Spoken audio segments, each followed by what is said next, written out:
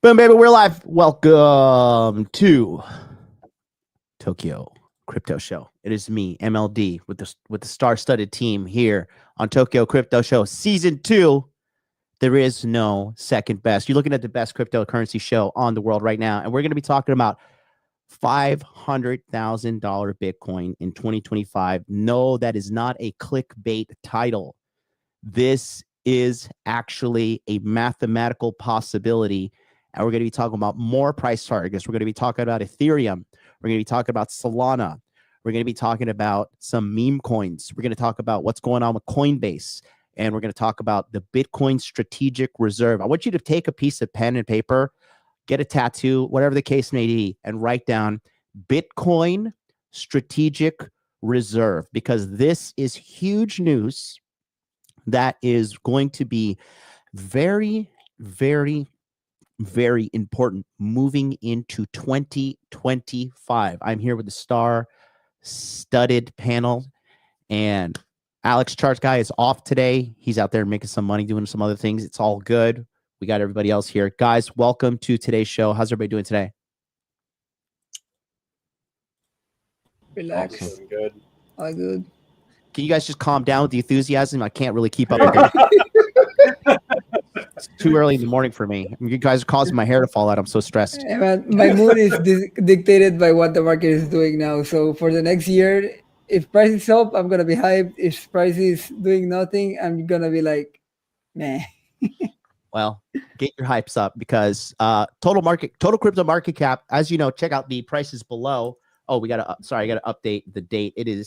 It is, according to us here, it is now, give me 1 second, let's update that. So it's the 12th, it's the morning in Asia, as you know, half of our team here is in Asia right now. More than half. Me, James, and then Stock Market Steve is down with his research firm in Manila, and he's got some hot updates. We're going to also be talking about next week. Next week is the Federal Reserve meeting, and we are predicting a gigantic, another rate cut, by gigantic 25 basis points, gigantic in the sense that they've been raising rates. And I've been predicting this. If you go back to Tokyo Crypto Show dating 2022, I was saying they're going to raise rates until the end of 2022. They did. It terrified and destroyed the economy. And now we're back into global liquidity, loosening up. We have so much information for you guys today. So we're going to jump right into it with Elias. Elias is going to be talking to us about the charts and what exactly is happening with Bitcoin. Bitcoin has reclaimed over 100,000. It is holding steady. We did, just so you guys know, about 2 days ago, we had a really big wipeout in the market. And what happened is we had the biggest washout of leverage trading that happened since 2021. So when you saw the portfolios and everything crash, basically what they're doing is a lot of people have these leverage positions. They were long, they were short, and these exchanges wiped them out. It all started on Coinbase, and then now they have cleared the runway for what we believe to be a monumental end of the year, and Santa Claus is coming to town. The Santa rally is going to go down.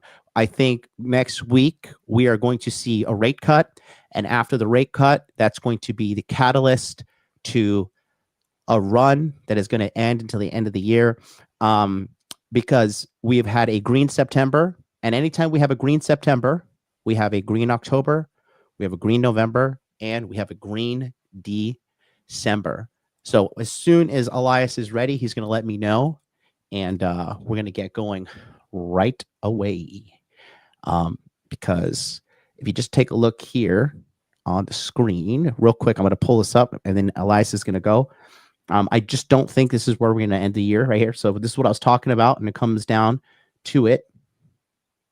Here we are, 2024. We had 7% gain in September, 10% gain in October, a whopping 37% gain in November, and now a measly 4% gain here in December. That is not going to be the end story.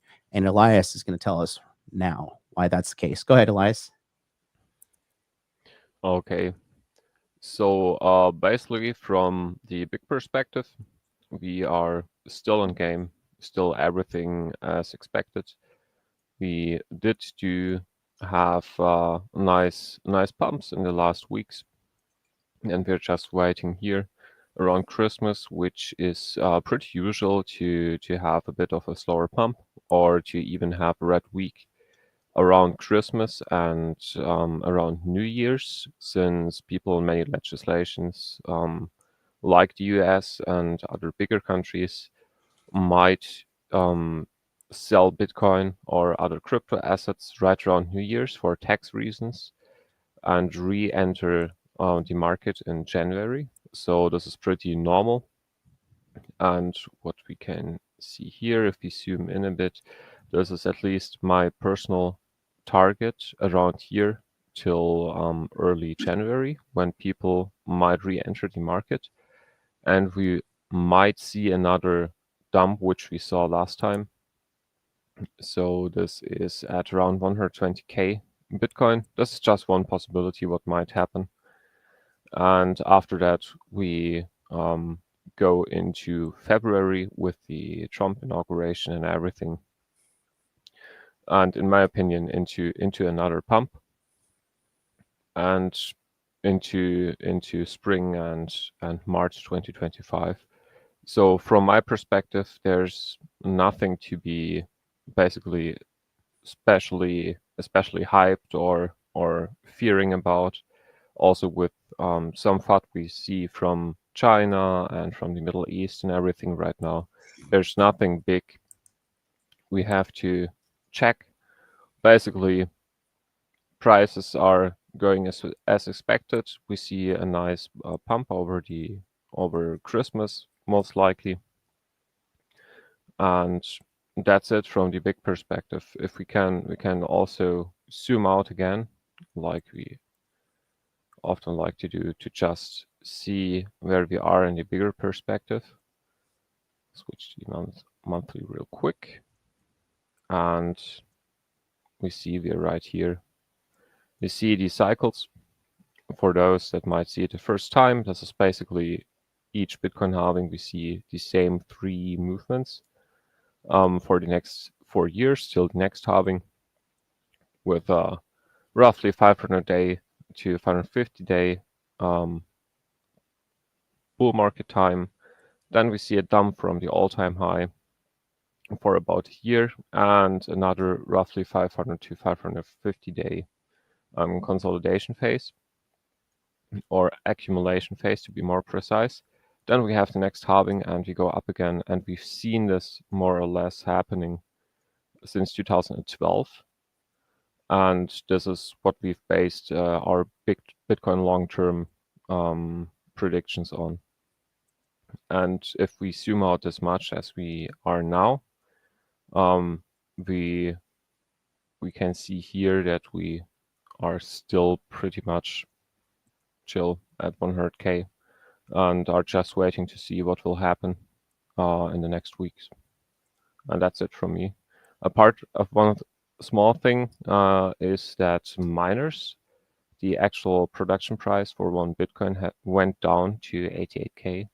So we see even less buying pressure from them, which should result in selling pressure from them. Sorry, which result in better prices for Bitcoin over the next months. Good stuff. Good stuff. Good stuff.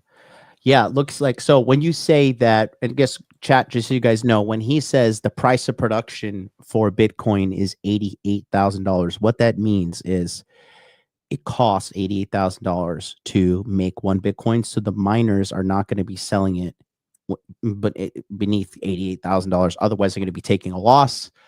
Basically, what that says is if the price of Bitcoin goes beneath $88,000, we're all in trouble. But currently we're sitting at 100. I think did we break 101? Or we're 100. We're 100,865. When the show started, we were at 100,600. So I'll update that now. But yeah, I mean, things are going along swimmingly. We don't really have, Adam and I were talking about this too. We really don't have the mania like we did. I mean, we had a little bit of mania after the Trump election. But right now, we really don't have that mania that we are used to in previous bull runs. Steve is going to go right into us next because Steve has some information from the stock market. He's going to be talking about jobs reports, inflation, and the probability of a rate cut next week. Take it away, Steve. Yeah, okay. So generally speaking, what we are looking at for the next FOMC meeting is probably a 25 basis point rate cut. Jobs came in terms of jobs growth, came in 7,000 jobs stronger than the market expectation at 227,000 jobs gained. Speak up a little, Steve. There's background noise. Okay, so jobs gained at 227,000 for non-farm payrolls. Unemployment claims crept higher, keeping in the pressure for rate cuts. Right now, market futures are pricing in a 96.7% chance for rate cuts in December. Another note that would be important is that most of the major investment banks, in terms of their commentary for 2025, have slated 2 to 4 rate cuts, depending on which one you ask. So this pattern is set to continue based on their analysts as well. Based on Powell's slow and steady style, and he is generally leaning to be a dove. This is another reason why I project 25 basis points instead of a 50 basis point rate cut. In terms of inflation, it came in at 0.3, which was a little higher than some of the past couple months at 0.2. However, that is still within their preferred range, albeit progress is slow on that. It is not so slow to make them actually consider skipping out on rate cuts. So I'm still projecting that for December. In terms of other countries, China is continuing to lean towards stimulus. I would expect to see rate cuts there for 2025. When exactly is going to be much harder to predict because the Chinese government generally keeps that much more opaque than comparatively to the American. However, it is going to be needed to sustain their economy because right now the Chinese economy is in fundamentally a boatload of trouble. So we'll be seeing stimulus from there, maybe as well as in the form of stimulus package spending as well. And of course, if you guys remember from a couple weeks ago, a Shanghai court ruled that it is now legal to own cryptocurrency. So some of that will be going into crypto markets as well. On the European side, the European Central Bank is also set to cut rates. This is in response to political turbulence in France, as well as the general underperformance of the European economy in 2024. So we'll be seeing stimulus there as well. It would also be the third straight reduction in Europe based off of the past 2 different meetings. And then one more important note that I would like to add is that because the Japanese central bank has been generally slow about raising rates in response to domestic inflation, speculative traders are beginning to come back into the yen carry trade. So now the effects of the yen carry trade that we saw unwound in August will be back on the table for 2025. And though that will kind of add to the risk end of things, it will provide stimulus in the short term. These are generally the main updates I have for the major economies and their central banks and how they might impact crypto markets. But all of this is to say that this is very this leans towards stimulus. This leans towards a more bullish position. So in terms of the old man markets, we're looking clear in my view. Thank you. Good stuff. Good stuff. Why did I do that? Sorry, Steve. There we go. James, you're looking at everything patiently, taking a look at all these things. Go ahead. Tell me what you think. So let's talk a little bit about what's going on with some TradFi spaces. So I got bad news and I got some good news, right? Go with the bad news. Bad news is that 2 days ago, Microsoft voted no to buying Bitcoins for their balance sheet. So one of the reasons they voted, the major reason, it's not the return of the Bitcoin they're concerned about. It's the downside risk, right? Because Bitcoin traditionally... It's because a woman's in charge. Well, I think it's more about when Bitcoin on the bear market cracks, 80-90% of the time, sometimes, right? So Mhm. they were saying that, hey, we cannot stomach such a huge volatility in the price when we can use that money to invest into internal projects. So I'm going to go a little bit of a drop some TradFi knowledge on you guys, right? So when companies look at what to do with their money, they typically start with can we invest in our internal project? And based on their what they done historically and what they think they can do, they compute or forecast what's called the return on invested capital, right? And based on Microsoft's historical performance, they typically return between 30 to 40% on their invested capital. While Bitcoin returns over 100% a year. So they're not really concerned about the return of the Bitcoin. The problem is that Bitcoin is too volatile where it can crack up to 80 to 90% in 1 year. So that's what they're looking at. So it's nothing to do with there's a value of a Bitcoin. It's just that when a traditional company look at return on invested capital, they're more worried about the downside than the upside, right? So that's what they were looking at, and that's why they wanted to know. However, there's good news is that in early 2025, Amazon is actually going to vote on their perspective on buying Bitcoin for their balance sheet. Well, then there's other good news here is for the Bitcoin strategic reserve is that now Russia is discussing they're going to start buying Bitcoin for their government balance sheet, as well as other now states are jumping in. Pennsylvania said they might buy up to $7 billion worth of Bitcoin. Yep. So not only the national level governments are jumping in, we've got states and local municipalities jumping in also. Florida too, and they want to do Ethereum as well. So what we're seeing, guys, is that the dominoes are starting to fall, right? And the dominoes on the demand side is starting to fall. And like we talked about, that a lot of the Bitcoins that are being bought for ETFs are from OTC, which means they're private sale over the counter, which really does not impact Bitcoin price on the open exchanges. But sooner or later, that OTC will run out because especially the BlackRock have not sold any. They've just been buying and buying and buying every day, right? Every day, every other day, they're just buying. So, and as we know, Michael Saylor is buying millions worth every week, every month. The guy's a maniac. So as soon as the OTC volume dries up, which could be, either this month or beginning of next year, that there is no other way for these companies or government entities to get the Bitcoins except to go to open market on exchanges, which would impact the price in a huge way. Because you're talking about billions and billions of dollars. Only thing like that I would like to caution you guys is that there's a timing factor, right? When these big money buys certain asset or investments, they don't jump in with 100% of their bag at one time. They would kind of trickle in to keep the price kind of in a range where they can accumulate efficiently and effectively, so that they're not going to jump in all at once.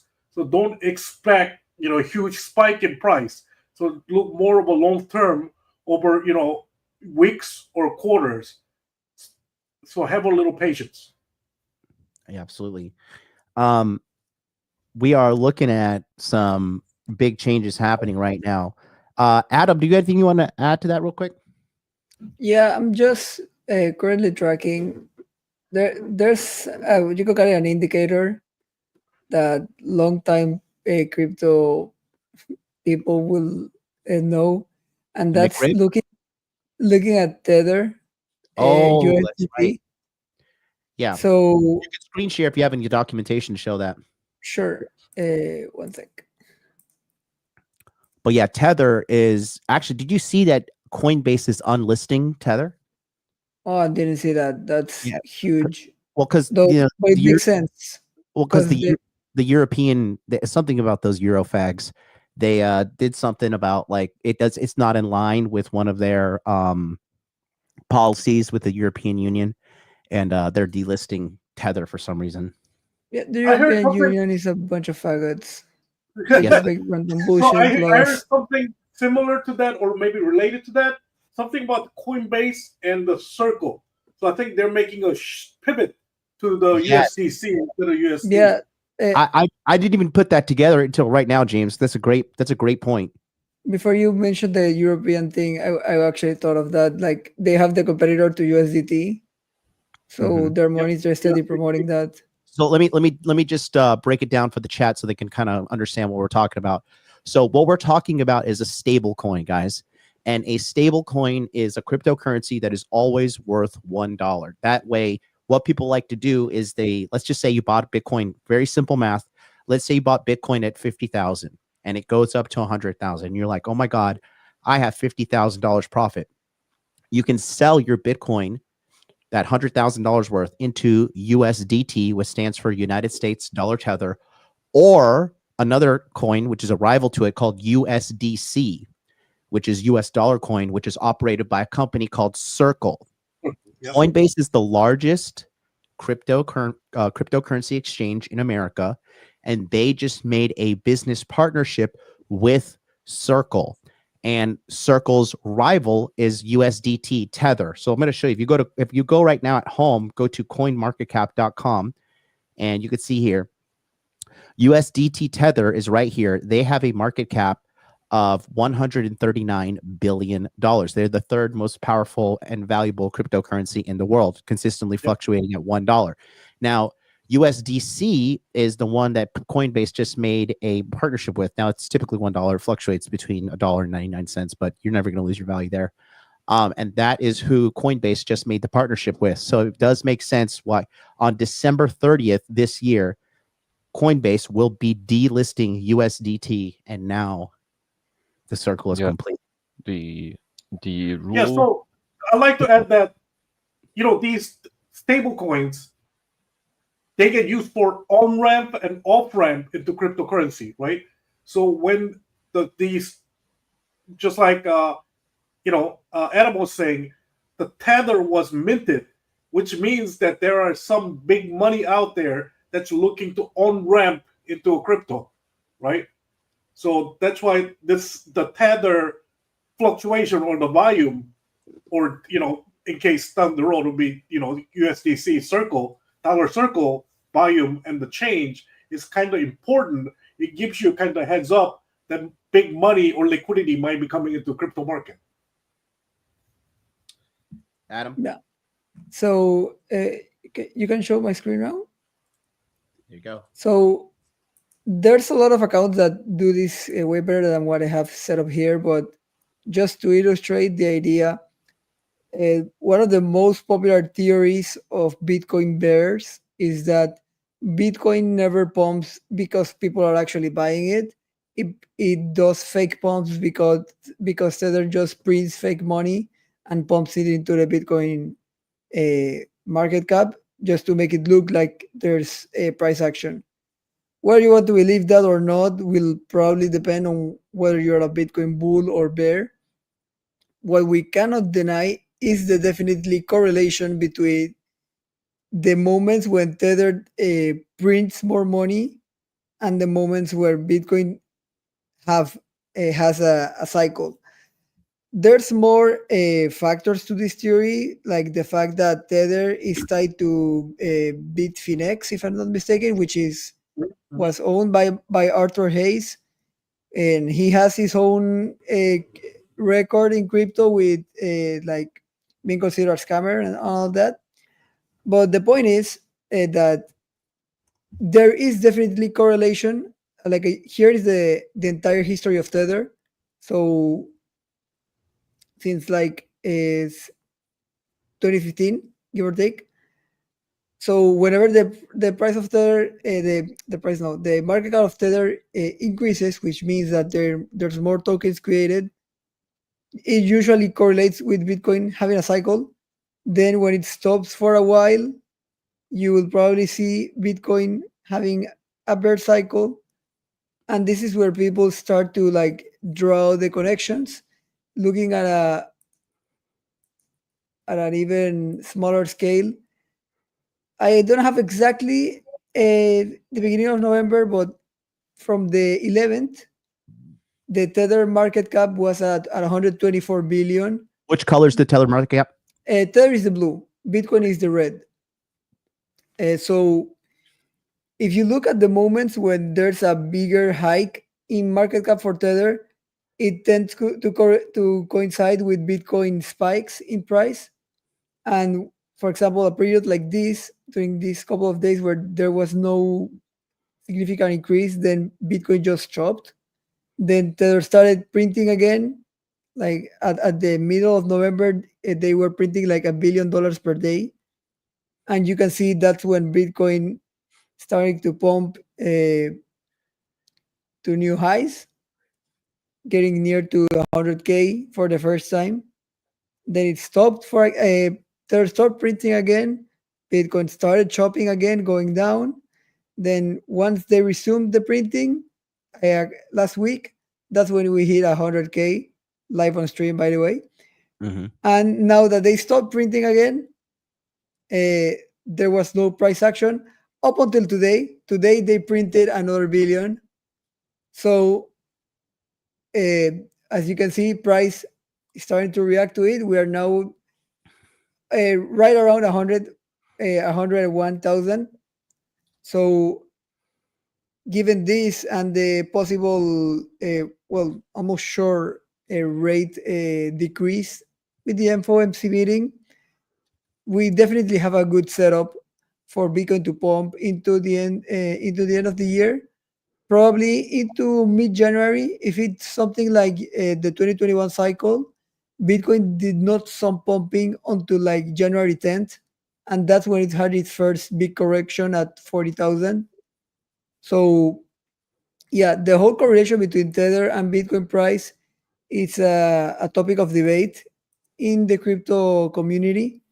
There's definitely evidence for both sides. There was a study, like an actual statistical study, I think it was one by Cambridge, if I'm not mistaken, where they like looked at the correlation and they numerically proved it false at the claim that Tether was pumping Bitcoin.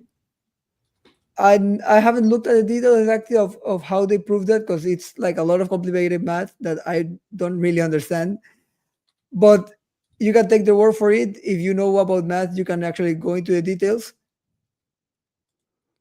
In that sense, you could say it's not connected, but at the same time, you cannot deny the fact that Tether, for example, this year had little to no printing, and Bitcoin stayed kind of choppy throughout all of summer.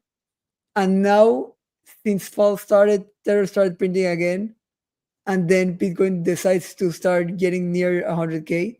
Yeah, there are other factors involved, like Trump winning the presidency, potentially ending of the Ukraine war, which brings security and peace to the market, which is always good. Market doesn't like uncertainty, especially with war. But yeah, it's something that I like to track, because I just know that whenever Tether starts to print, I can expect Bitcoin price to go up. And it has been the case for the last like 10 years. Yeah. The other thing that's going on around the world right now is Syria, right? Syria is having a big issue over there. So there's a big, uncertainty with Syria. And now it sounds like Israel and Turkey is jumping into Syria also. So now there's a big fervor effect going on in Syria, and as well as the Ukraine issue. So there are a lot of hot spots around the world that's giving a little bit more of uncertainty for the Bitcoin right now than when a few months back when Trump won the election.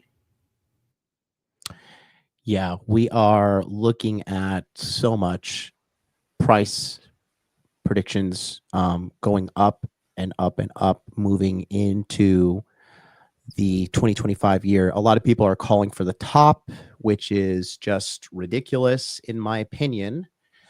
So let's talk about the meat of today's episode. So I'm going to just give you guys some raw data as usual, and we're going to talk about what's going on in the markets in general. So a couple things. I'm just going to give you guys a very big blanket statement of what is going on right now. So looking at the token and narrative mindshare. So right now, remember a couple like last week we were talking about Bitcoin. The mindshare for Bitcoin was about 16%. So right now, what we're looking at, Bitcoin has actually dropped. More people are talking about other coins. So the top 20 right now are Bitcoin is number 1. Ethereum is number 2 at 6.85%. And Solana is a very close 6.32%.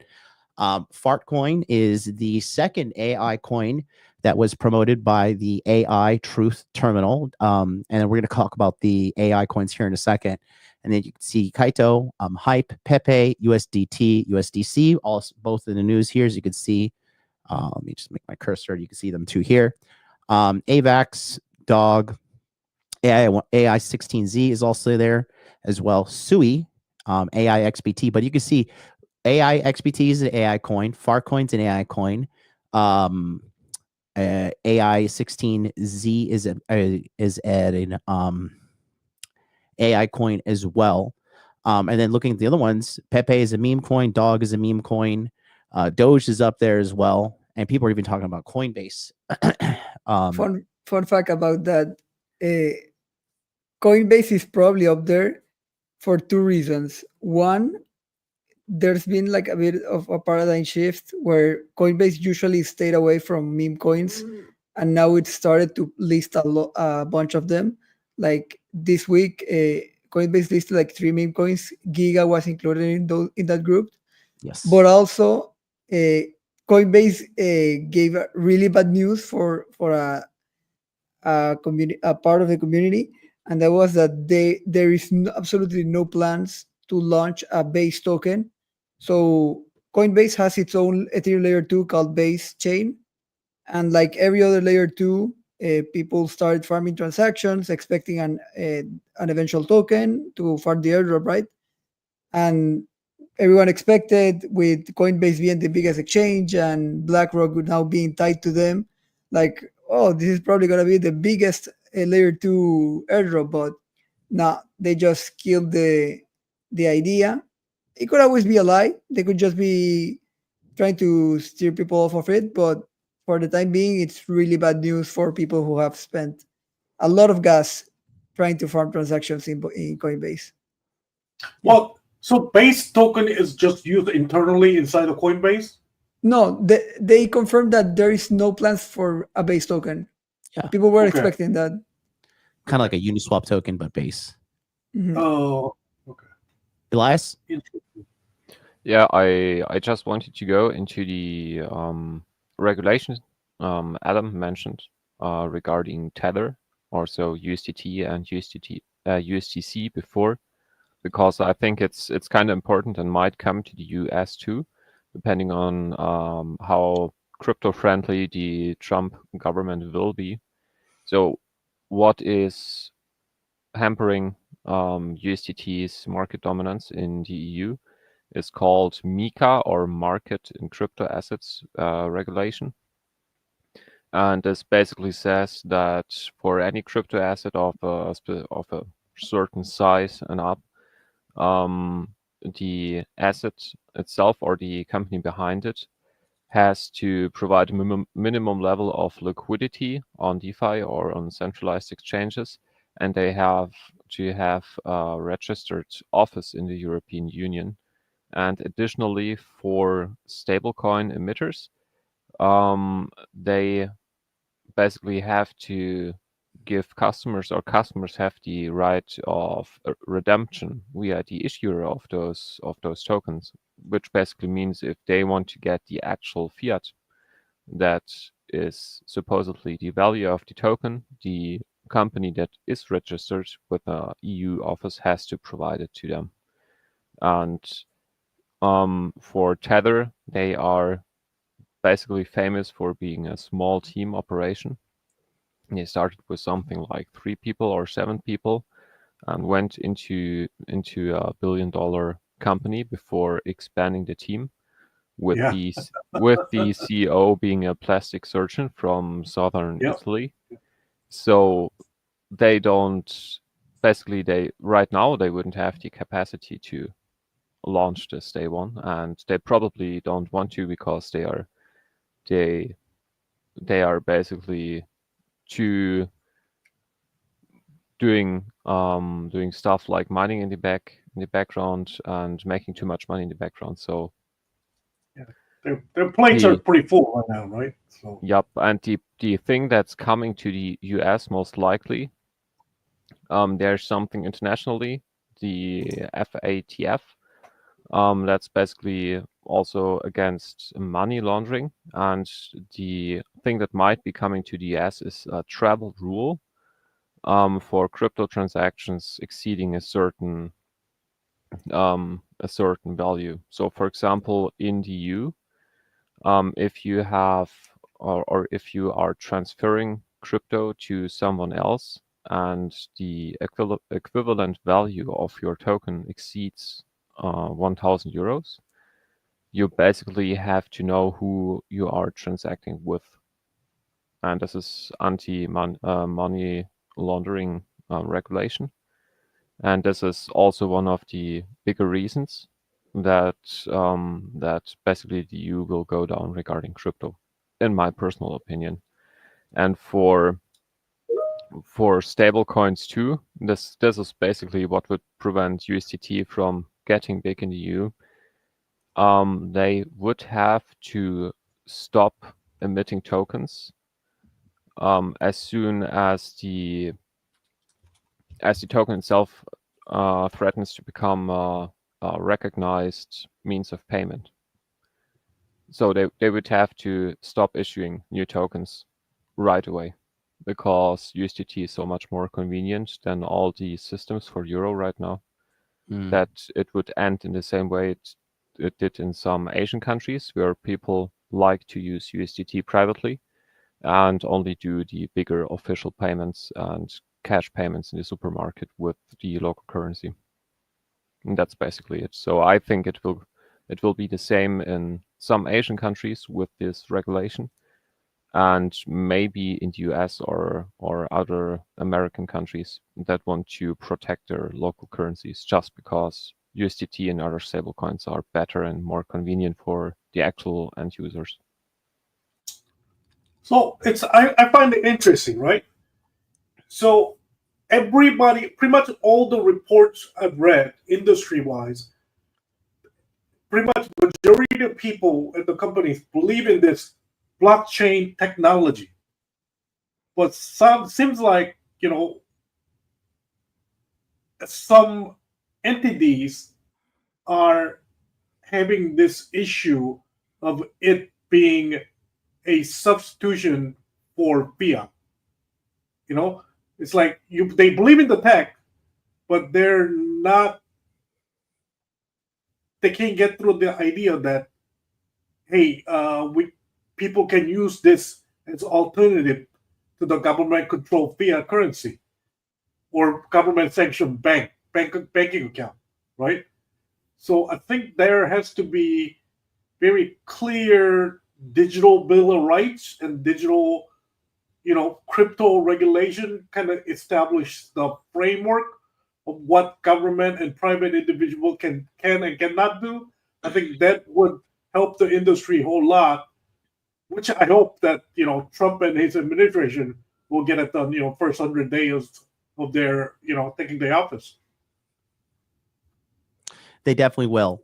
He talked about that as well. So, chat, I'm going to go back to what I was talking about here real quick, and I have a lot of information, and I have like about collectively close to 10 minutes of footage from mainstream media that we're going to break down and just kind of show you, because here's the bottom line.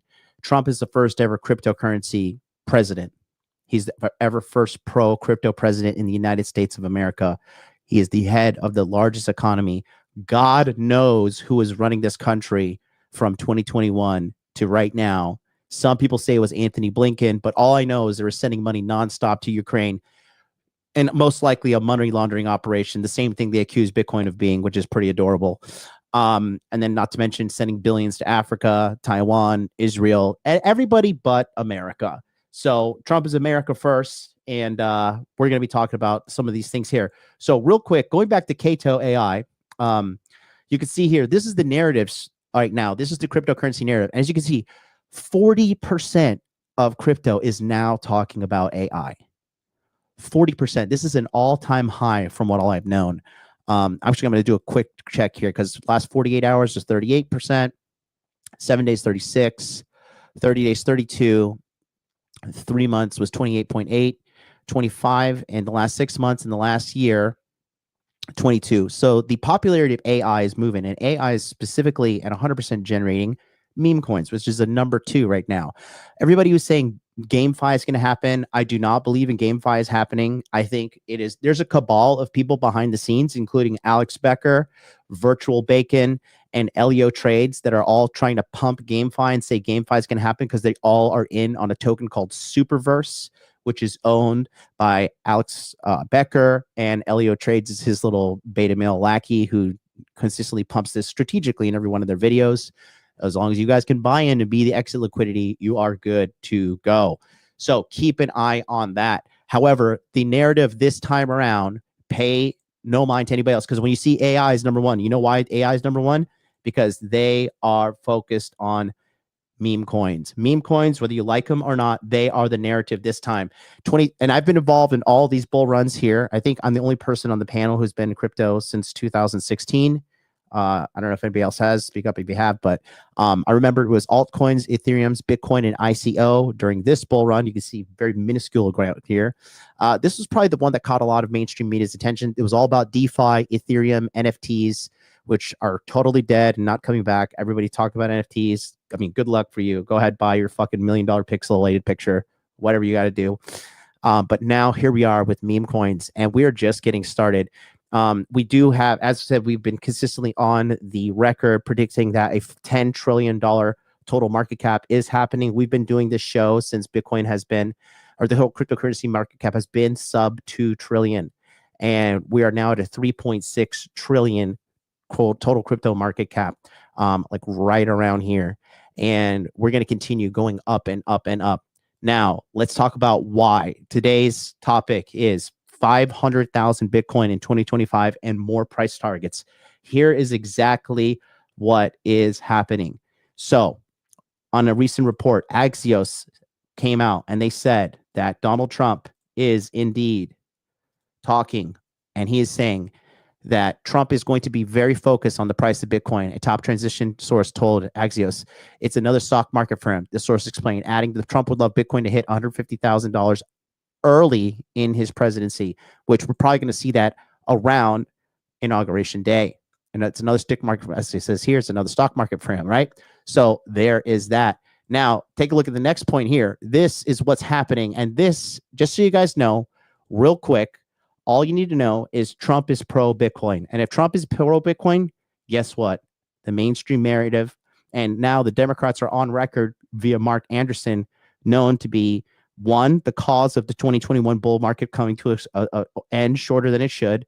Two, Sam Bankman-Fried's in jail after donating billions and billions of dollars to them. Good for that idiot, you know. Uh-oh, retard alert. And take a quick look here as what we got, because now the Bitcoin Strategic Reserve, at the beginning of the episode, I told you to write that word down. Bitcoin Strategic Reserve. Take a quick look and listen to what we have here. I think if this happens, this will be one of the most important economic announcements in U.S. history. I think it'd be on par with 1971 and Nixon. Jack's right. What if I told you that in February of 2025, the United States will make the greatest financial decision in the history of the nation when it moves on to a Bitcoin standard? Reports are coming out that Donald Trump is setting up a crypto advisory council in the White House, who's going to establish a strategic Bitcoin reserve. Mark my words. If this happens, we're not going to be talking about $100,000 Bitcoin. We're going to be talking about $1 million Bitcoin. The wheels are already in motion through Senator Lummis's Bitcoin Act of 2024. We won't just see nations like Bhutan or El Salvador adopting a Bitcoin strategy. We're going to see the big boys jump in. Nation states will FOMO into Bitcoin in an arms race to stack sats. All of the available capital in the world will be going after this $2 trillion asset. 100K is going to look like an anthill, and you ain't ready for it. I'm Dante Cook. So there's that right there. And in addition to that, all the narratives are slowly but surely adding up, because the Treasury Department just came out recently, and they said that indeed, taking a look right here, the Treasury Department says Bitcoin, BTC, being used as digital gold. Okay, so the Treasury Department is now behind Bitcoin. Why would they say that? Why would they do that? I'll tell you why.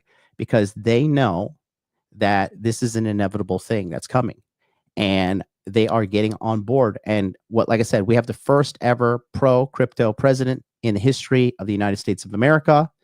In addition to that, we have a whole pro-crypto advisory board. He even has a crypto czar now locked and loaded to be put into office, who is an early investor in Solana and actually wants Solana to be a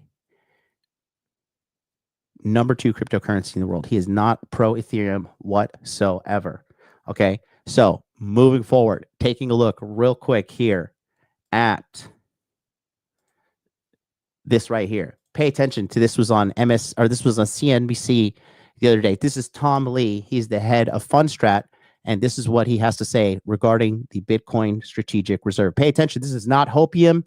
This is not some bulletproof portfolio. This is not any of that nonsense. This is real factual data. There's legislation in place. There are actual people in place, and the price is showing equivalent action to all of this taking place currently.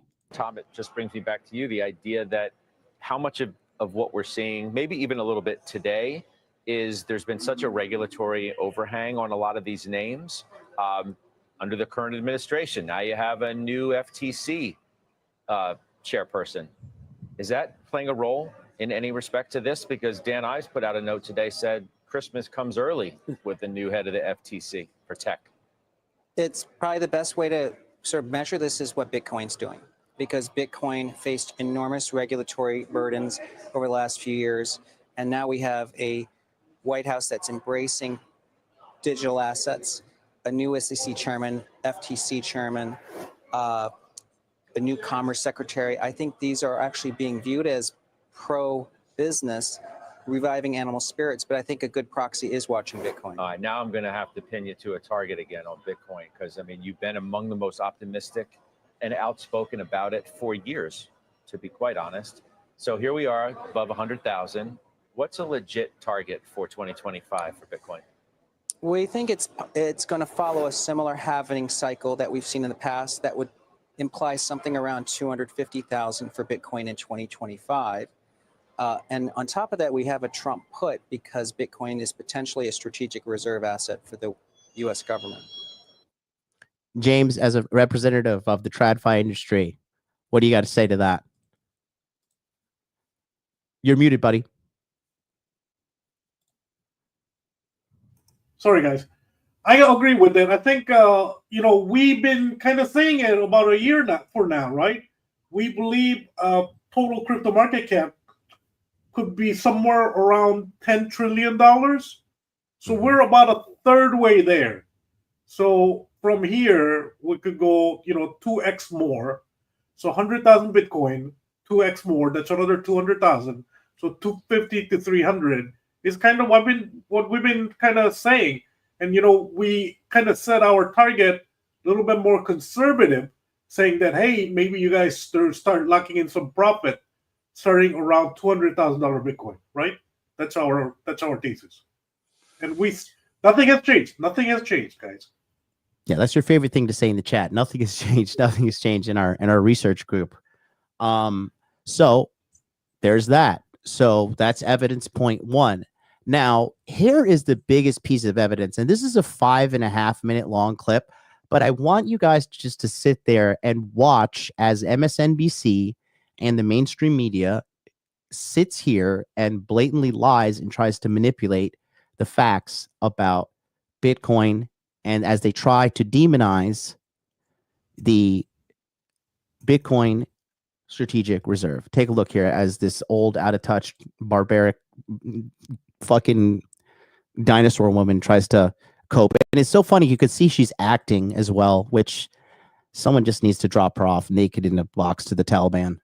And in the new Congress, a Senate Republican, I want you to please pay attention to this. I know you want to tune out. Please. This is Cynthia Loomis. She's the senator from Wyoming, and she is the one who proposed the Bitcoin Act of 2024. And the woman on the right is trying her damnedest. I don't know, maybe the elites have her children and they're going to send them to like some kind of sex trafficking ring if she doesn't sit here and demonize Bitcoin.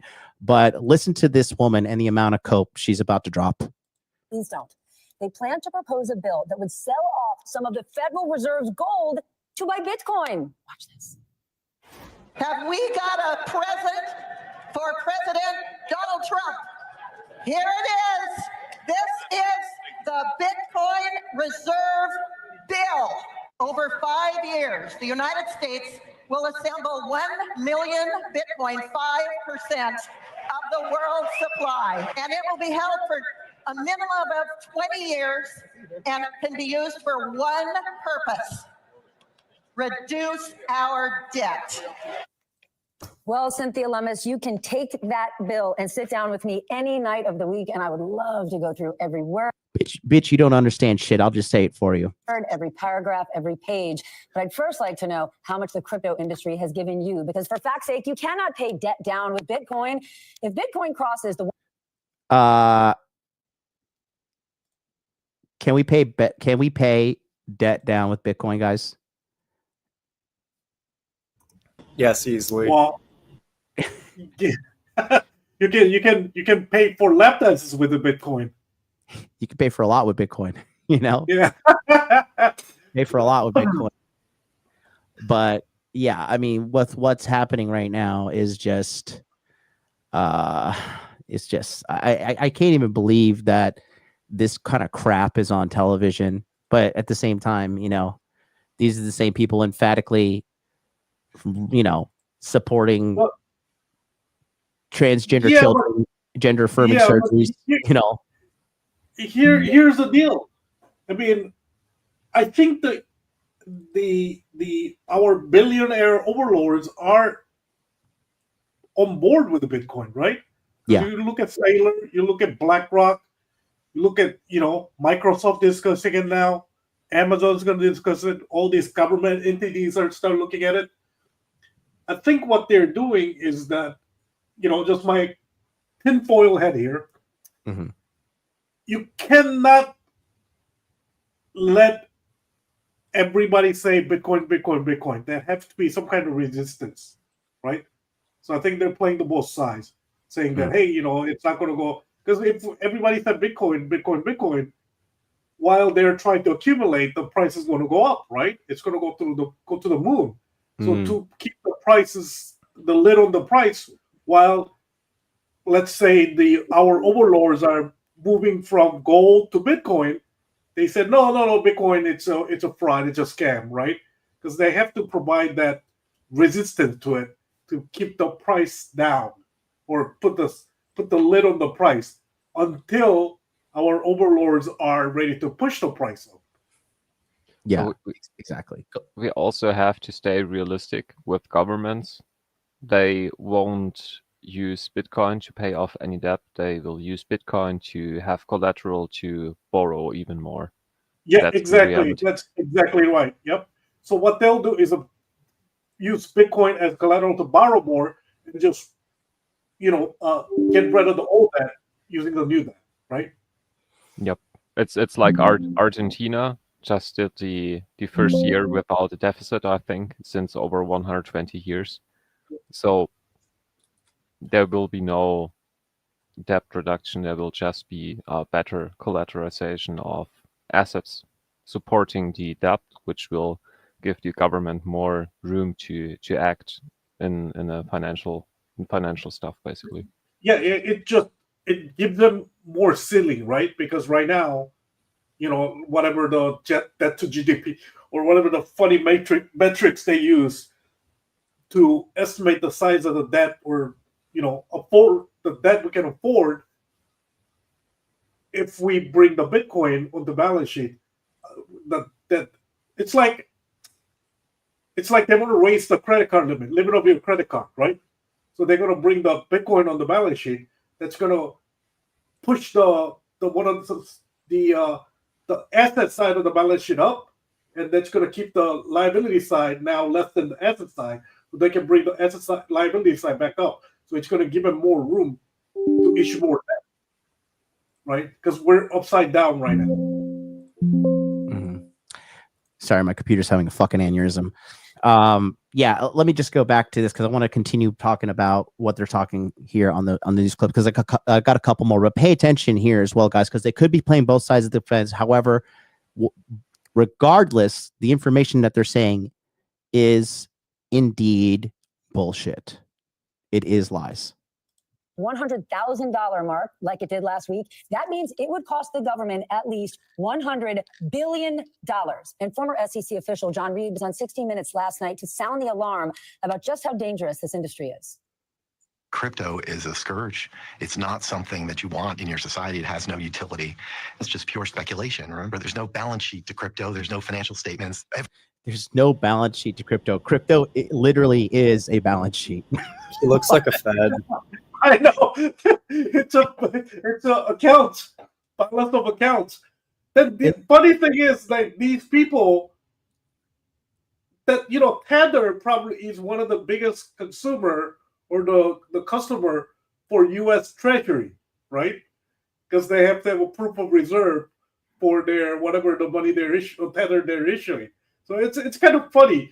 You kind of see, and this guy, unless he's the former head of SEC, he knows that. So to me, it just sounds like they're just playing both sides more and more.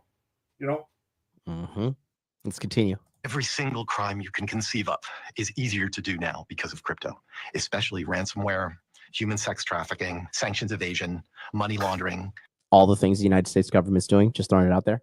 With the dollars. With the fiat. Everything the government is doing, no big deal. Shout out to Jay-Z, P. Diddy, and LeBron James. Is financing their nuclear weapons program using crypto. And my boy, Hunter Biden. Yeah, and Hunter Biden. Do these people really believe that all crime started in 2009? Was there no crime ever before that needed financing? Everything just started getting funding on 2009 when Bitcoin was created. When, by the way, Bitcoin was like 0.1 cents. So yeah. I think what's going to happen is that we are kind of going to go seeing same results here with the election just now. We're going to have the majority of mainstream media consumers that's going to get left behind on the crypto trade. And we're going to have the orange pilled people that's going to hop on the crypto trade and leave the station. So we're going to see like kind of almost like a separation of new have and have nots for the digital asset, which it'll be very interesting. Crime you can think of is exponentially easier because of crypto. Here to discuss the. It's so funny because you can track everything on the blockchain. Like you can literally track everything. You can't, if you pay somebody cash to go off somebody, you can't track that. But you could track everything that's done with Bitcoin. It's literally, that's all Bitcoin is a giant ledger. It is a transaction database. Fox, investigative reporter for Bloomberg Business Week and Bloomberg News. He is the author of Number Go Up, Inside Crypto's Wild Rise and Staggering Fall. Dan Nathan's still with us. I don't even want to say this would be the biggest bailout to crypto ever because they don't need a bailout. They're not in trouble. This would be the biggest bonus boon right there before our eyes, transferring billions of dollars. Her plastic surgery was so badly done. To an industry we know almost nothing about that's packed with money laundering and bad deeds. I mean, it's wild. People are packed with money laundering and bad deeds. God forbid anybody does that Let's not do any looking into the except for the government and the big banks, right? Hey, how dare you? How dare you? How May I dare remind you? you? We have I monopoly of that, guys. You guys can do it. It's only for the governments and the big banks. That's Didn't sanctioned by the government. Wells Fargo, like in 2019, they smuggled like $1 billion in gold, and they got a slap on the wrist for like $8 million, like the fine. JP Morgan just got slapped with a few $1 billion in fine while they were, money laundering, hundreds of billions, right? I mean, the whole thing is ridiculous. Dude, did you see how JP Morgan's like, Bitcoin is used to finance drugs and fucking cocaine, and then they found like a boat full of like these gigantic, what are those big metal containers called? It's at the tip of my tongue. They get loaded up with cranes. But anyway, 40-foot containers. Yeah. They found those full of fucking cocaine, like on a JP Morgan fucking transfer. It's so laughable. I mean, it's people that know what really goes on. This is like comedy show, right? Pay attention here, guys. It gets worse. Now about the health insurance industry's profits. This $100 billion, that's a couple of years of the entire industry's profits that would be spent buying Bitcoins from people who already have them. And it is a kind of a bailout. I mean, Bitcoin's been around for 15 years. It hasn't delivered on any of its promises. It's as old as Uber, as old as WhatsApp, but nobody's really using it for anything. Now, they've given Trump a lot of money. They've got him talking about coming in and having the government spend huge money to pump the price up even further. It's really wild. Well, it has delivered on something. It's a trading vessel for people who have made a ton of money and lost, but who've made. Well, it's delivered on one important thing. It is a store of value, not too different than gold, right? So it's up 30,000% in the last 10 years. There's very few other assets on the planet have done that. Maybe NVIDIA, they're the ones that make the high-end GPUs that power generative AI. So when I think about what's going on here, it's a $2 trillion market cap. It's not going away. And if you think about why it's gone up of late is because of the promise of deregulation, the leaning in. And I'll just say this, if you think MAGA movement is a strong political movement, just wait until you see these Bitcoiners. This is like one of the strongest financial religious movements that I've ever seen as long as I've been in the business for nearly 30 years. So it's here to stay, and maybe some new regulation will kind of help. And the last thing I'll just say, Zeke, when you think about this, I know you did a lot of work on this. Some of the smartest people that I know in finance and in tech believe in this, and they believe in the technology that's underlying it. Okay, it but two things can be true. Okay, that's my 100%. point. Two things can be true. Yep. There could be real value in it. There could be a real business there, but that doesn't mean I want to strangle her with that fucking cheap necklace. that there needs to be a government program transferring $100 billion to it. Consensually in the bedroom. And when we talk about smart people being into Bitcoin, is it because they think Bitcoin is like the technology that's going to power the future? Or is it because they're smart enough to realize there are a lot of people who are going to get on the train, feel the FOMO, and buy in? I mean, if you were able to predict that, more power to you. But I don't think the government should be in that business. Well, I mean, there's no different than people investing in stocks or other illiquid assets. There really isn't. I mean, if people believe... Hold on a minute. Beneath that stock are companies that sell products that you can... Okay, ready? Let's give you the Hawk to a Girl example, okay? Yeah. A drunk girl outside a bar who becomes famous for a lewd comment, more power to her, okay? She then... God forbid you say anything against feminism. Launches a coin, is dishonest publicly about action around that coin, the value sinks, and now all these Bitcoin investors want this money. If that isn't like peak subprime, it makes me think I'm watching... It makes me think it's unregulated. So that's the point. Why has it just gone from 50,000 to Whoa, 100,000? Time out. What about Elizabeth Holmes and Theranos? How dare you? Bernie Madoff? No, just don't worry about that. Bitcoin bad. Bitcoin bad. Yep. Enron with Enron, WorldCom, Merrill Lynch, Bear Stearns. I could just go all day. We don't have time. We don't have time for you to go down the list. Folks believe that there's going to be a regulatory framework put in place that will really be the sort of thing that will let that sort of innovation come out. I mean, I don't own it. I'm not making like the strongest case for it right now, but I understand why people own it and where they think it's going. Oh, it's so cringe. So you could see that the mainstream media, the same people that said Hunter Biden is innocent, they said that Joe Biden is completely mentally okay to be the president of the United States of America. They said that there are, I mean, the list of lies goes on and on and on. So just use your common sense. And now let's take a look at the guy who I'm hoping to have a heart attack soon. One of the biggest idiots on the planet, Cenk from the Young Turks, and his great, useful idiot, Anna Kasparian, who is now kind of realizing that the Democratic Party cucked her. Let's see if she has the balls to speak up, but let's be honest, she won't. But look what they have to say about the Bitcoin Strategic Reserve. I don't trust people who are fat. And this fat motherfucker is going to talk to me about anything about managing finances when this guy can't even manage his calorie intake. Sorry, shut the fuck up, fatty. But let's take a look here. Listen, this was one of the best segments Chris Hayes has done, and tremendous credit to him. Nice job, Chris. So this fat idiot said he could beat Joe Rogan in a fight, by the way. Just throwing that out there. Joe Rogan has a black belt taekwondo, black belt Brazilian jiu-jitsu. No thanks, fatty. Robbery. And we have to stop it.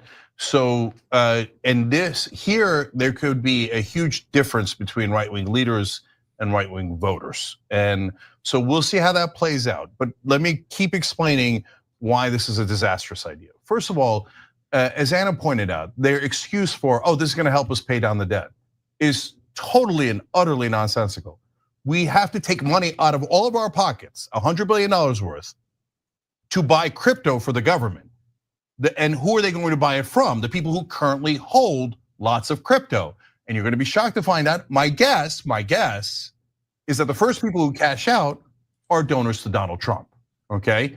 Because they're holding giant amounts of crypto. And as Chris explained there, selling it is really problematic because once you start selling it, it starts deflating. So the more you sell, the more it deflates in value. And so- Hold on. Well, they said $100 billion, right? Pentagon just misplaced close to $1 trillion. Again? Yeah. Hey, listen, you guys want to see? And James, you're right ahead of me because take a look at this. Let's talk about how much aid was sent to Ukraine. Oh, let's see, 13 billion in April of 2022, 40 billion in May of 2022, 12 billion in September 2022, 47 billion in December 2022, and then 60 billion in April. This doesn't include the recent $100 billion plus sent in this year as well. This article is actually outdated. This is from September 27th. So again, don't trust a fat person and don't trust a fat person that votes Democrat. Open this one. I just sent you. You put it in the chat. Okay, thank you so much. Let's pull up the budget. This is from the government. This is from budget.house.gov. And again, guys, we just want to show you that this is a dedicated psyop because they do not want to stop the inevitable. And crypto makes people money. Roger Ver is the creator of Bitcoin Cash, and I know he has got a bad speculation around him. It is what it is. However, he also said that the United States government has been making a concerted effort to stifle cryptocurrency and Bitcoin because of its ability to empower the people financially, because you want to control the population through money, which is, keeping them economically downtrodden. And what James just said here, the cost of the border crisis alone, $150 billion and counting. That was in May. Remember, we had 6 more months after that. Yeah. The Pentagon misplaced some money. $1 trillion. No. I mean, you're off by about $3 trillion, James. Get away from New York City. Just a smidgen. The Pentagon can't account for 63% of nearly $4 trillion in assets. And we're talking, they're like, here, I'm going to send you this right now. Okay. This one's from the Government Accounting Office. Here we go. This is from the United States Government Accounting Office. This is actual legislation here. Here we go. This is a screenshot, and you can see here, this is the article alleging $1 trillion missing from the annual Treasury report. And this is 1979? 1980. So imagine how much that $1 trillion worth right now. Oh my God. Chat, someone do an inflation calculator. What is $1 trillion in 1980 worth in today's dollars? Please. Oh, here's another one. Fox Phoenix. And this wasn't this year. That's just in 1980. This one's nope. Sorry, I'm gonna send you this one. I'm gonna send you this one. I would stay really far away from any tall building in New York right now. I wouldn't go anywhere close. This year, they're only down. They only misplaced 824 billion. Not hey, 1 we're trillion. making progress. We're making progress. At least it's under $1 trillion. Yeah. Pentagon fails 7th audit in a row, unable to fully account for $824 billion budget. Hey, let's do some girl math. 1 trillion to 824 billion. So, wow, they just made us $176 billion. It's chat. It's not 18 trillion. It's 1 trillion. 1 trillion in 1980. 1 trillion in 1980. What would that be? Man, it's funny because if the IRS, if you make a mistake, like an honest mistake, doing your taxes, that's how much they can come after you, starting at $500 on your tax refund. They'll like take you to jail immediately, and these motherfuckers misplaced for seven audits in a row. Yep. 7 audits in a row. Let me finish this clip here real quick, guys, because I want to show you some more stuff. But take a look real quick here. And guys, sorry, my camera, I'm having tech computers. I don't know. The government's shutting me down. I don't know. Help me out here, boys. My computer is fucking shitting bad. I don't know. It's fucking state-of-the-art computer. I don't know what's going on. But anyways, take a look real quick. Significant amount of. Remember, just in case you guys forgot, never trust a fat person, especially a fat person who votes Democrat. Okay, and this is a fat person you should never trust. So, and never trust a woman when it comes to talking about money, like Anna Kasparian. The more you sell, the more it deflates in value, and so they've got to find a way to sell a significant amount of crypto. We're not talking about the average crypto holder, right? You guys are going to be left holding the bag anyway. Shut up, you fat idiot. We're talking about the big guys. So if on the other hand, the government comes and gives them this giant gift of, I will buy $100 billion of your crypto, number one, they're going to get the cash out in a way that they couldn't before and turn their fake money into real money. And then secondly, when the government says we're going to buy $100 billion of crypto, you know what happens? The crypto price goes up. Now, again, if you're holding crypto, maybe you take advantage and then you dump it right at the same time, if you can, right? If you can, because I have no idea how crypto works, just like I have no idea how to track my calorie intake. But if you don't dump it, so I fucking hate this guy. I fucking hate this guy. I hate anybody who's anti-crypto because they're just legitimately either idiots and or bad people, and I equally hate them both. It's going to crash later because it was artificially inflated by the government buying $100 billion worth of crypto for. That's right. It's artificially inflated right now at $2 trillion market cap. Thanks for clearing it up, you fat fuck. God. No reason. Yep. And the bottom line of it, and the most important part, guys, is they're taking our money, taxpayer money, and sending it to Ukraine, and sending it to Israel, and sending it to Taiwan, and sending it to Africa, billions upon billions upon billions of dollars. And South and Central America. South and Central America, you name it. And it's like Oprah. Who wants a stimulus? You get a stimulus. You get a stimulus. You get foreign aid. You're American. You don't get anything. Yeah, God. I mean, I don't know what you're talking about, Central America. We haven't gotten any here in Panama. Oh my God, let's go. The crypto guys. Shut up. Why do you think that the crypto guys were doing all of these ads in political spending, right? Not only do they support Republicans, they also supported corporate Democrats in primaries against progressives. Remember, Nina Turner had a huge lead in Cleveland, and it was taken down by 2 groups. Cleveland, what a wonderful city run by Democrats, so safe, and what a strong football team. Democratic majority for Israel and AIPAC-related PACs that were supporting Israel, and the crypto bros, including Sam Bankman-Fried, right? So no, I have no interest in you taking my money, taxpayer money, and giving it to crypto bros because they were your donors. No interest at all. That's a robbery. Just last 2 things here. Chris also mentioned. You're sending it anyway. Say that again, James. I said I don't want my money going to Ukraine, but you fuckers are sending it anyway. Yep. This fat fuck is only worth $10 million. I'm not gonna go into any details of anything about just this guy doesn't know what the fuck he's talking about. $10 million, get the fuck out of here. That it might require a bailout later. Yeah. And that's how the financial system works. When the government gets involved and then they're holding the money, then after it crashes, they go, well, now there's nothing we can do. But there is something we can do right now, which is not buy $100 billion of crypto for no goddamn reason. Okay. This guy, you could tell he doesn't know what he's talking about. So, and then later they'll come and cry and say, oh no, we need to be bailed out and I need another $100 billion. Like the government's been doing since the dawn of the inception of the fucking getting off the gold reserve in the 1970s. Got it. And that also has to come from you. Well, are you and I crypto billionaires? No. We're having trouble paying the bills, et cetera, et cetera. And yeah, right. You ain't got trouble paying nothing, you fatty.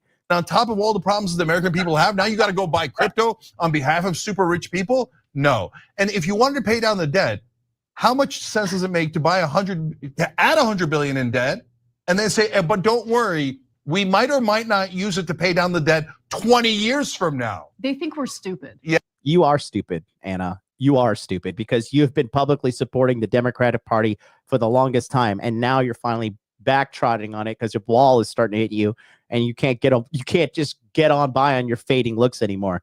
Yeah, that's exactly what that proposal is from the Republicans in the Senate that unfortunately some Democrats will sign on to. They might as well call it, "We think you're stupid, Bill." Listen, this guy's sorry, again, I don't trust fat people. I don't trust fat people. And speaking of that, let's talk about what he does support. So let's talk about what the government wants to do in regards to inflation. Recently, in the state of New York, Governor Hochul came out with a genius plan. Guys, more money, your pocket. Check out the latest and greatest inflation reduction plan produced to you by the great state, the largest shithole in the world, New York. Next month. They will send you in my budget next month. They will send you a check to buy your groceries for a month or whatever you want to spend it on.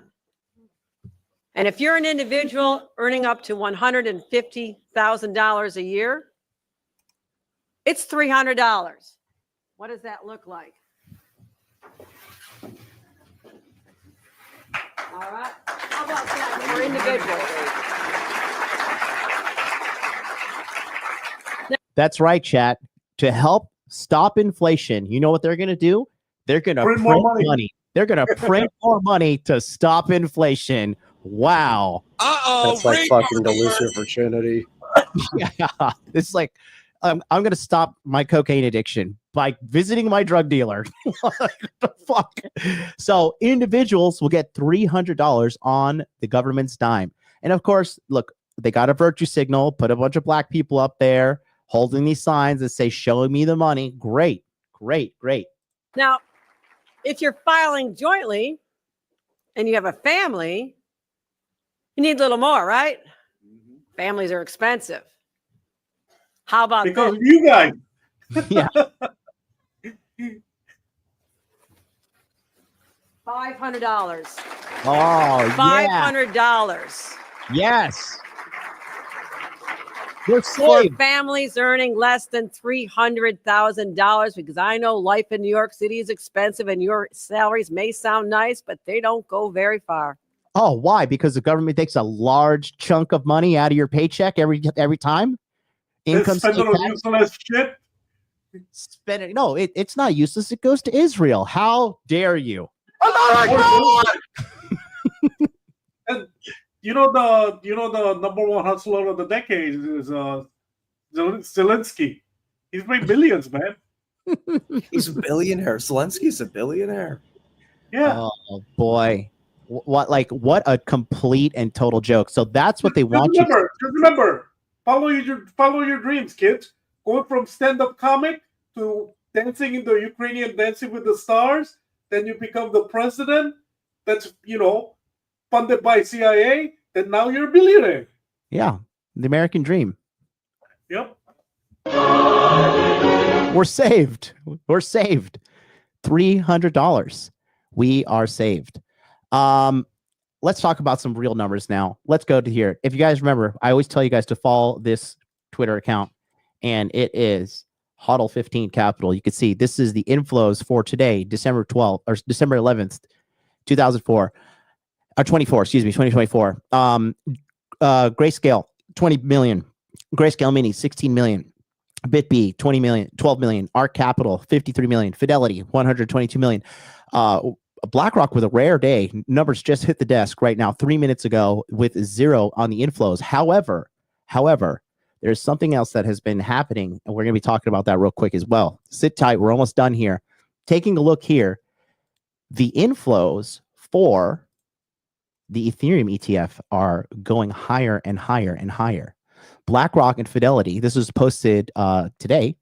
BlackRock and Fidelity ETFs purchased $500 million worth of Ethereum in the past 2 days. Taking a look at here, this is what's happening right now. This is when the Trump presidency happened, and we are seeing record numbers of inflows into the Ethereum ETF. So now they are starting to shift the focus, it seems, to Ethereum as well as a store of value. So they're getting people to sell this. Now, on top of that, Bitwise is an investment firm, and they came out and said these are their predictions for the top 3 cryptocurrencies moving into 2024. They have Bitcoin at 200,000. You just saw earlier, Tom, I forget his name, the Asian guy with the glasses earlier. He said, Tom, sorry? Tom Lee. Tom Lee. Is he Korean? I think so. Yeah. 200,000 for Bitcoin. Tom Lee said 250,000. Ethereum, a measly $7,000. Hilarious. That's the theme. That's the theme of Ethereum. And Solana at $750. Guys, here on the Tokyo Crypto Show, Season 2, we will only be bringing you nothing but news, facts, number, and pure data for you to make the decision by yourself at home. We have provided all of the information for you guys today. It is up to you to think about what you think is going to happen moving into 2024. I think unanimously on the panel, we are bullish for the year 2025. And when Trump comes in office, the big thing to watch is the Bitcoin Strategic Reserve or the Bitcoin Act of 2024. If this does indeed get passed. And the thing is this too, these people are so stupid. They don't even realize that for the first allocation, the Bitcoin held by the United States government is already over 200,000 Bitcoin. So they're just going to shift that to the reserve. Cenk Uyghur is so fat and stupid, he doesn't even realize that we're not even going to buy this. We are just going to make the first initial shift from Bitcoin that we already have and put it in a reserve.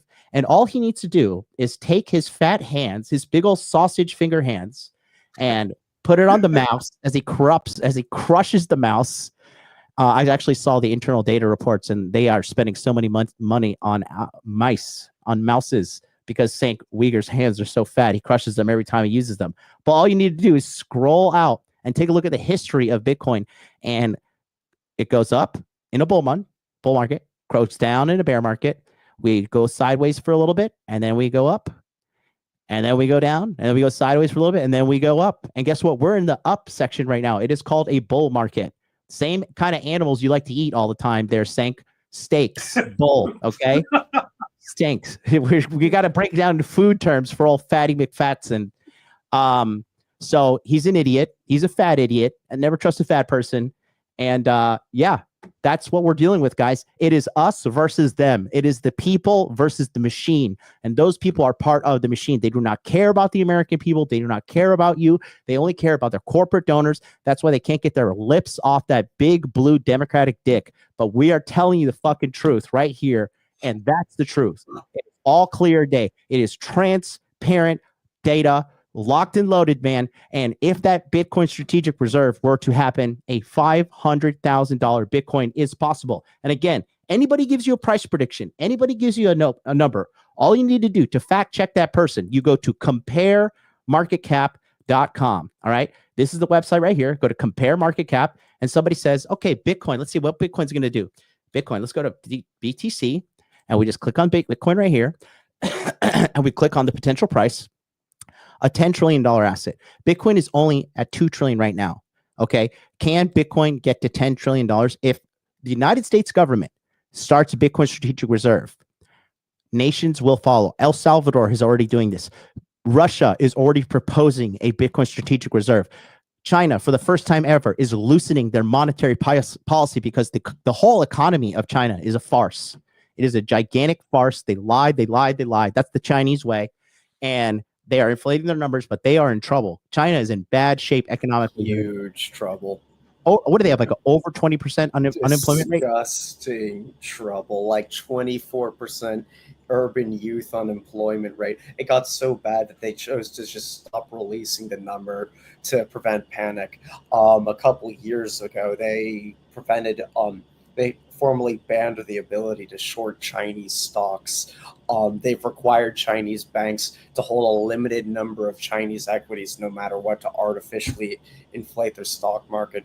According to the firm that I work for, 2/3 of publicly listed Chinese companies are currently on the verge of bankruptcy, and we could see that play out in the upcoming next few years. No, they're fucked. And anybody who says China's okay is a retard. Okay, just disregard them.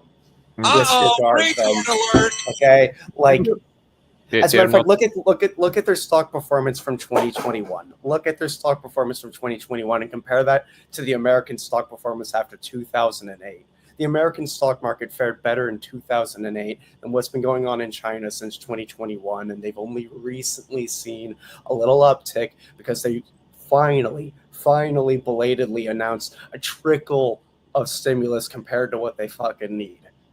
No, they're way too late to it. They are way too late to it. Sorry, have to rant on that. So I just heard the news that they're so hurting right now, and they made this big push to electric vehicle, right, in China. So they're so hurting right now because nobody's buying these Chinese electric vehicles internationally and domestically. So they're piling up, right? And the CCP solution was to make sure no internal combustion cars that's older than 3 years pass the annual inspection. So they've been failing all the cars that's 3 years or older in their inspections, if it's gas-powered cars or sometimes electric vehicles. So it's forcing people to buy these surplus of Chinese electric vehicles that's been sitting on the lot for over a year. It's crazy stuff going on over there right now. You can basically say, if you have people saying that a country that miscounted their population by over 200 million to keep up the number of young people in their official numbers. If someone saying they are a threat economically outside of a few special fields where they are really good, you can safely say that this person stating such a thing is looking to get more funding for whatever department or economic area they are working in themselves, to basically fearmonger and get more funding. That's the whole story. Why you see it just like Elias said, their population was overcounted, right? Because people actually they reverse study or look back based on their population versus correlation of electricity use and the salt consumption, right? And they found that Chinese have overestimated their population by 25 to 30%. So the people, they said they had like 1 billion people, about 200 to 300 million people are not even really there. Big error by China. Yeah. Add on to that. It's crazy some of the data that's coming out of there, because people are actually looking at the numbers. Go ahead, Steve. No, didn't mean to interrupt, but someone of the most cited person for all the people that are China bulls and America bears and want to say that America's going to go to shit economically is Ray Dalio. If you look at Ray Dalio's firm, Bridgewater Associates, one of his biggest funding sources, one of his biggest sources for clients us and investors, for people that put their money with Bridgewater Associates, are government members of the CCP and major Chinese business people. So, maybe that's why Ray Dalio keeps bull posting about China. No, the man's a shill. Don't take him seriously. Don't take his the lifespan of empires book seriously. No. Anyway, John, can you click on share the link that I just posted? Yeah, we got a Rumble rant real quick from Task Force Echo, $5. Thank you. The first and only donation from the most generous chat in the world. He says, MLD, any thoughts on staking Solana on central exchange? Is it worth the extra gains? Adam, I don't know if you're there, but you can actually do it on yourself through the Phantom wallet. So you don't really need to stake through the exchanges. It's always better to stake directly on your wallet. First, for security, because the coin is in your wallet still, even though it's technically staked. Nobody else can take the coins away from you, especially something like Solana. It also has a really short unstaking period. How long is the unstaking period? It works in what they call epochs. So every couple of hours there is one, and if you catch it, then at that moment you got to stake. So worst case scenario, you could wait 2 days, but if you unstake just before one, then you will instantly get your money back. So yeah, like worst case scenario, 2 days for the case of Solana, and the percentage, there is no single exchange that will. 6%, yeah. Like Wait, Adam. Wait, James, go ahead. What do you want to say? Then Adam, right after. Okay, sorry, Adam. You have to really be careful about the staking. Is that you got to look at what type of staking you're doing. Is it custodial or non-custodial, right? Which means that you hold the coins, but you relinquish the authorization of the stake of the coin for the validation, right? Or you actually move the coin to the validator, and they're using the coins you have, right? So you got to really be careful about custodial or non-custodial staking. And typical staking reward for Solana, I see that as low as high 4s and see that as high as mid 7th. So about 6% is typically a Solana staking reward. And like Adam was saying, that it depends on your epoch cycle, right? And but that custodial, non-custodial, that little difference between the staking, that's huge. Make sure it's non-custodial, means you retain the ownership of the coin. Yeah, and also, well, I've seen the percentage APY be as high as 9 and 10%. Oh, well, okay. But it of course depends on how many people are staking at the moment. Of course, the more there are, the lower the percentage. But even so, no matter what the percentage is for you staking directly on chain, the exchanges will give you less. They have to. Yes, it's not profitable. The exchanges are not your friends, guys. The exchanges are not your friends. And staking on an exchange is always custodial because the money is in the exchange's wallet. Yeah, they have the advantage that the money can be instantly retrieved. But again, something like Solana has a 2-day staking period at the worst case. Can you really not wait for 2 days to get your money back? Are you really willing to risk losing it all because the exchange just doesn't want to give it back to you? Because that happens, especially if you have a large amount of money. Sometimes exchanges will just pull some random ass law from out of their butt just to prevent you from withdrawing. So yeah, if it was something like Polkadot, which has a horrible unstaking period of 28 days, then yeah, you might be able to argue that. Christ. Yeah, 28 days. It's a long fucking time. Like Jesus Christ, I gotta say that in multiple languages. Jesus. Like for real. During a month in crypto, everything can go to zero. Yes. Like legitimately. And the worst part is that during those 28 days of unstaking, you're not even earning reward. So you just have to wait for a full month where you're not getting anything for your money just because the system is designed that way for no apparent reason.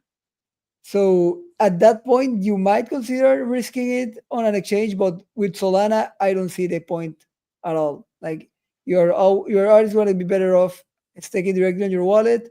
You control the coins. You get a higher APY.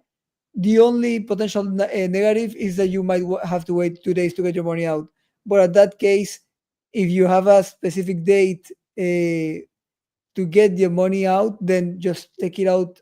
Start on staking 2 days early to handle that worst case scenario. It's as simple as that, and you have no risk. Yep.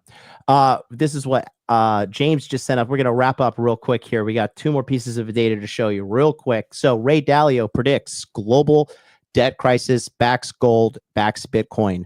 What was the point of sharing this there, James?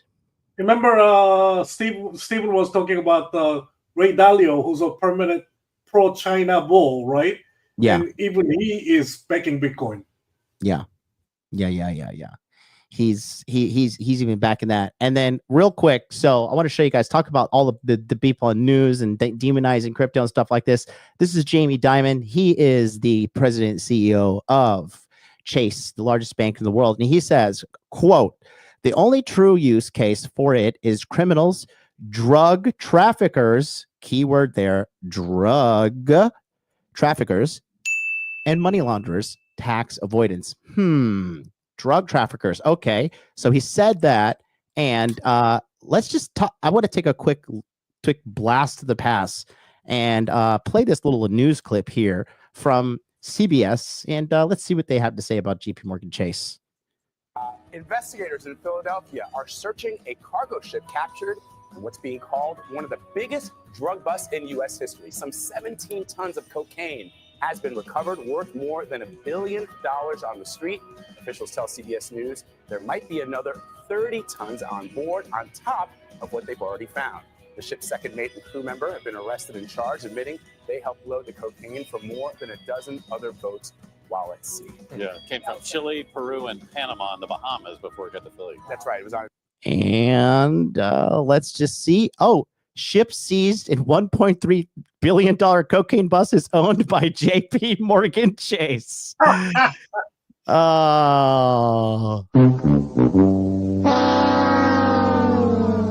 Their accusations are confessions. Never forget that, guys. Their accusations. Projection. Their accusations are confessions. Their projections are all the evil and wickedness they are doing. But good times are coming. Nonstrap Day 360 $2 super chat says, "What coins would you recommend for long-term hold?" Bitcoin is really the only logical answer, to be quite frank. That's pretty much it. That's the only real logical answer. Yet, listen, crypto is a living, breathing organism. We talk about DOT, the dinosaur coins from last run that are doing dog shit now. Only idiots are fucking promoting and endorsing these coins. We're talking about DOT. We're talking about Kusama. We're talking about what else? Hex. We're talking about fucking Phantom. Not the Phantom wallet, but FANTOM. All of these coins have not even, in the largest bull run in history, none of these coins have broken past their 2021 all-time highs. But if you want to hold those and hope for the best, I mean, hope is not a strategy, but if that's what you want to do, go ahead and get that hopium in your veins, because that's the only thing that's going to be sustaining you as you watch the rest of us make millions and millions and millions of dollars. That's going to do it for us this week. We're going to be back next week.